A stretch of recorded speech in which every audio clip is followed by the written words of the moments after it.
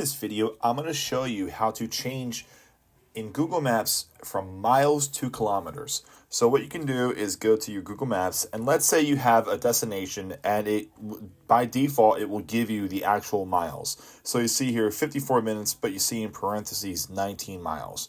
So you want to change that to kilometers. So what you can do is actually X out of this direction here and go to your profile at the top right corner.